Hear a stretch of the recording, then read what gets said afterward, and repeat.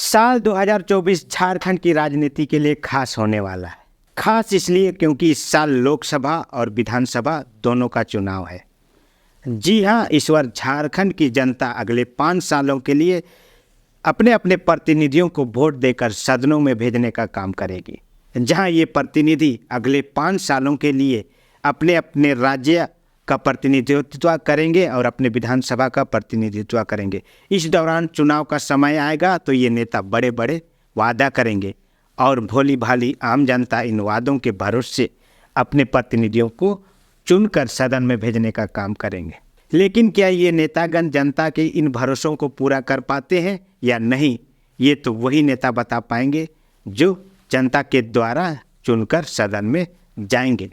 लेकिन इस दौरान आम जनता का भी फर्ज बनता है कि वह अपने अपने नेतागणों से इन 5 सालों का लेखा जोखा सवाल ले सके। चूँकि राजनीति के इर्द गिर्द पूरे राज्य का सिस्टम चलता है, इसलिए आम जनता को भी अब जागरूक होने की आवश्यकता है।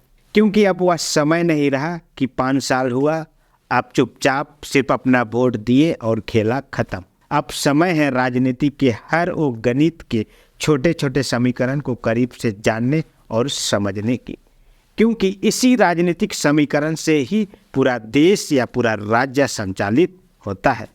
तो आइए इस चुनावी वर्ष में हम आपको राजनीतिक गणित के कुछ छोटे मोटे जोड़ घटाव से रूबरू कराने का प्रयास करते हैं और राजनीतिक समीकरण को सरल शब्दों में आपको बताते हैं।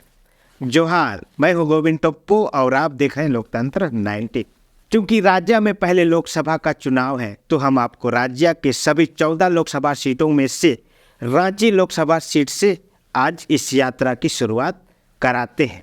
वैसे तो रांची लोकसभा हॉट सीट मानी जाती है और इसके मानने के पीछे रांची का राजधानी होना है। इस सीट पर हर वो प्रत्याशी जो चुनाव लड़ता है अपने जीवन काल में एक ना एक बार सांसद बनने की सपना जरूर रखता है और रखनी भी चाहिए।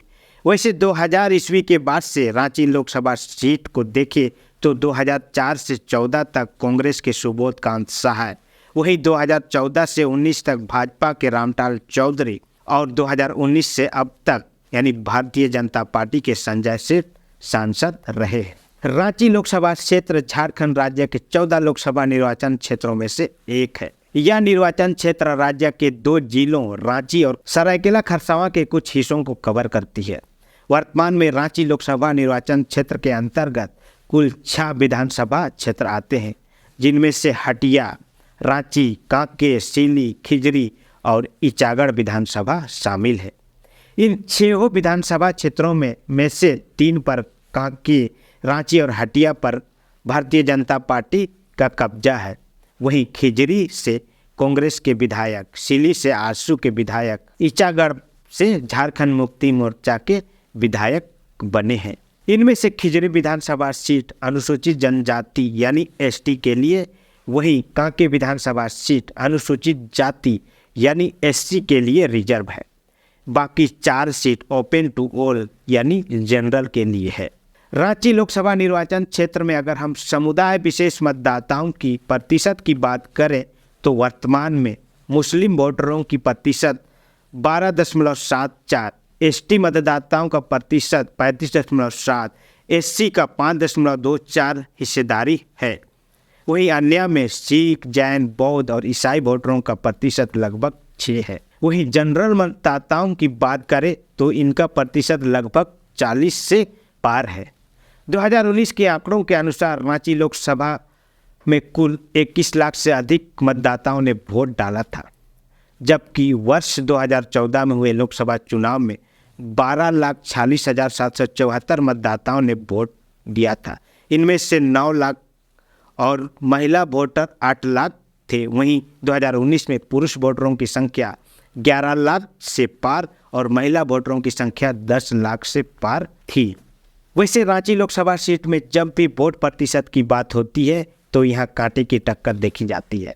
पिछले चुनाव में भारतीय जनता पार्टी से संजय सेठ लगभग 2,83,000 वोट से विजय हुए थे, जहां उनका वोट प्रतिशत 57.21 रहा है। वहीं कांग्रेस से सुबोध कांत सहाय का वोट प्रतिशत 34.3% रहा है।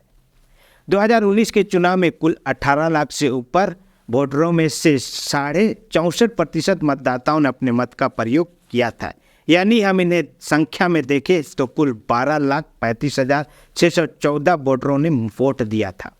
वैसे इस बार भी रांची लोकसभा चुनाव की सुगबुगाहट शुरू हो चुकी है, जहां भारतीय जनता पार्टी और आजसू पार्टी के बीच गठबंधन होने की पूरी संभावना जताई जा रही है।